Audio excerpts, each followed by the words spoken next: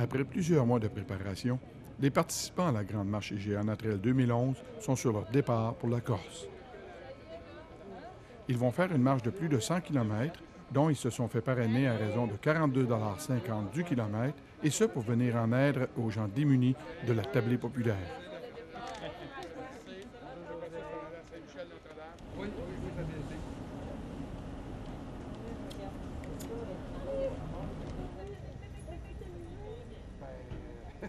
Double bronchite avec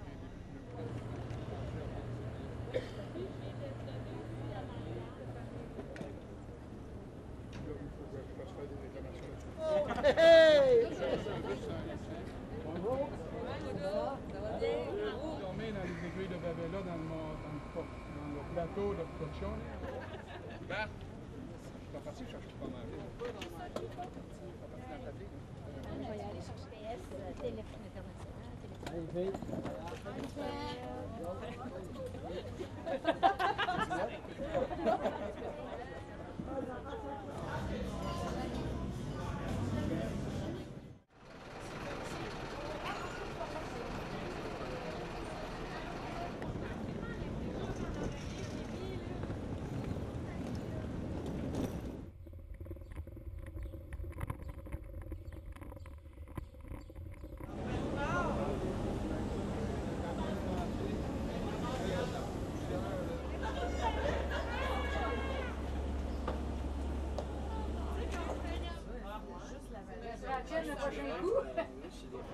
Pendant les quelques heures de leur escale à Paris et avant de reprendre leur vol pour Ajaccio, les marcheurs en profitent pour se délier les jambes en visitant la ville à pied.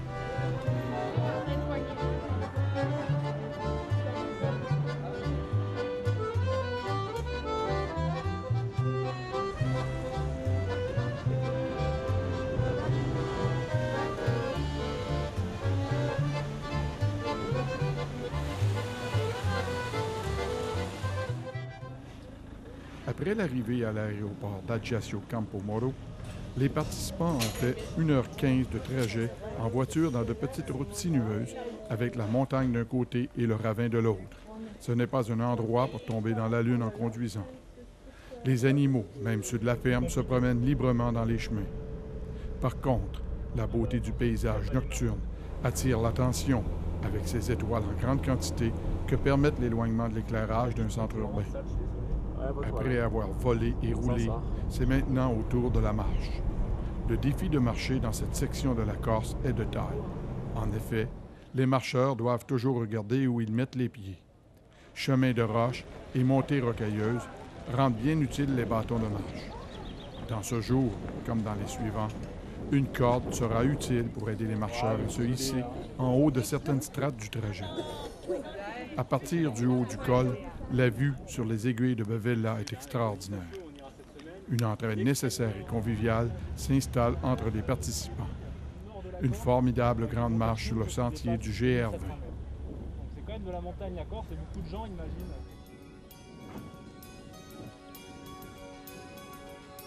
Inventami l'ora passata l'età, porgimi una mano sopra lui che fa, insegnami l'alba ad un altro colore, aspetta di sole ad un altro campano.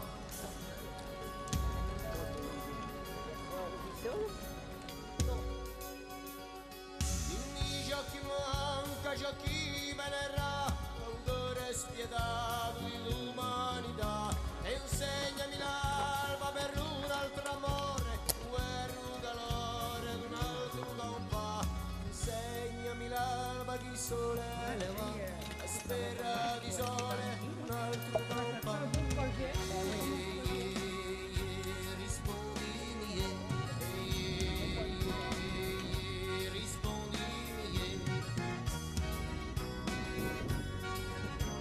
Vous avez l'arbre noir un peu là, avec le nuage qui passe très vite.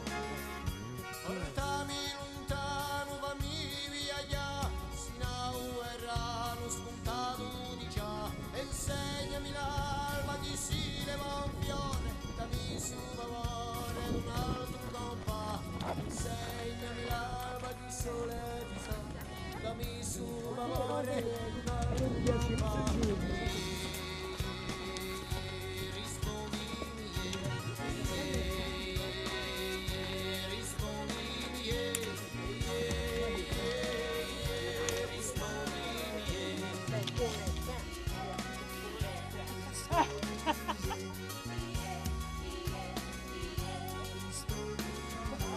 le trou. Inventami l'ora passata l'età, corridimo una mano sopra lui fa, insegnami l'alba ad una morata, un guerro, un calore, un altro campa.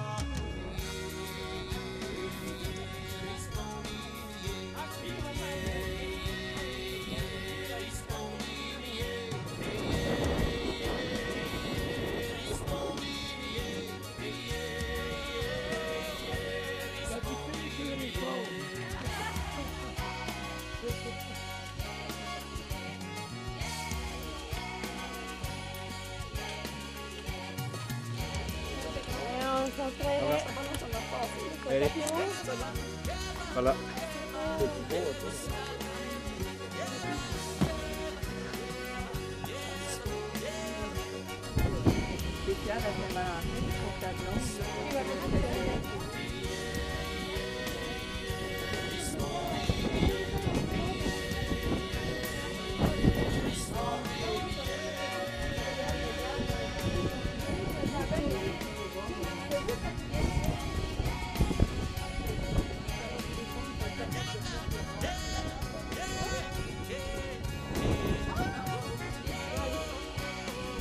Regarde.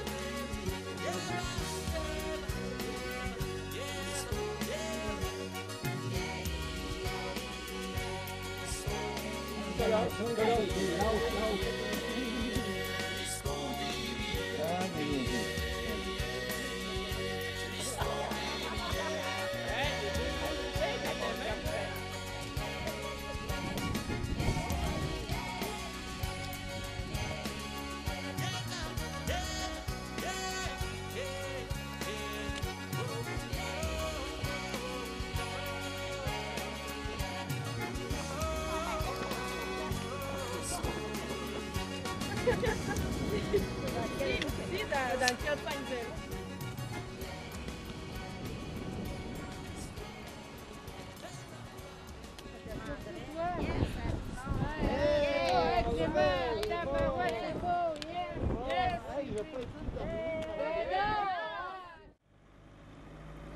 Aujourd'hui, les participants marcheront à travers les villages de l'Alta Rocca. Au départ de Cuenza, randonnée en boucle sur le célèbre sentier Mare à Mare Sud, avant de découvrir deux beaux villages, Serra di Scopamena et Soboiano. Dans l'Alta Rocca, tout est fait à base de châtaignes, même une bière locale. Les gens sont très âgés. On voit peu de jeunes dans ce coin de la Corse. Paysages très fleuris, vieux paysages et vieux villages font un pied de nez à la modernité avec leurs cachets extraordinaires. De vieilles maisons, dont la richesse est celle du temps, avec des géraniums tout autour pour attirer les moustiques qui risqueront moins d'entrer dans la maison. Aujourd'hui, 5h30 de marche sur 20 km avec des montées et descentes qui totaliseront 1100 mètres. Voilà, sauf que nous, on est un peuple fier, on n'est pas soumis. Et le bandeau, nous, on va le soulever, on va le mettre sur la tête pour voir l'avenir face à face, quoi. Voilà. On va le voir principalement qu'ici, ces maisons en granit. Vous voyez l'église comme elle est belle. En appareil de pierre, c'est du granit.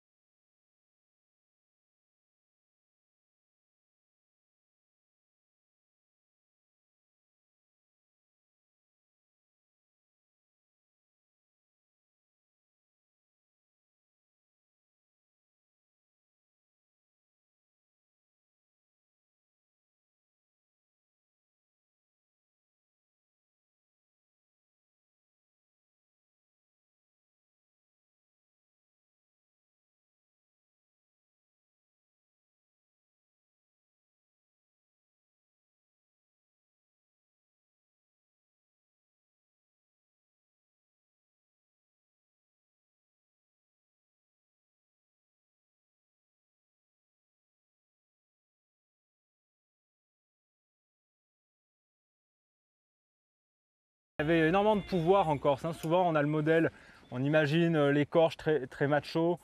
Moi c'est vrai que j'étais petit, mais ma mère m'a raconté que sa mère, donc ma grand-mère, dans les années 70, 65, 70, 1965, les femmes mangeaient à part, hein, donc dans la cuisine, les femmes entre elles mangeaient après les hommes. Hein, voilà. Et donc ces bandits prenaient le maquis, se cachaient dans des bergeries ou dans la végétation jusqu'à ce qu'on les trouve. Hein, voilà. Il y a même des bandits qui convoquaient déjà à l'époque, au XVIIe siècle, XVIIIe siècle, des journalistes pour leur expliquer, ils vendaient un peu leur récit, etc. C'était des héros un peu, hein, quand même. Hein. À la bergerie, demain vous verrez, il y a des photos de bandits. Ah ouais, des photos. Des photos. Eh ben, écoute donc. Première photo de bandits, ouais, c'est intéressant. Hein.